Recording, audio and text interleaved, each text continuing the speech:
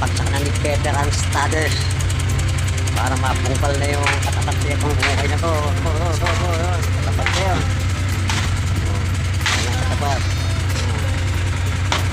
Ayun dalawa nagbabali ng parilya.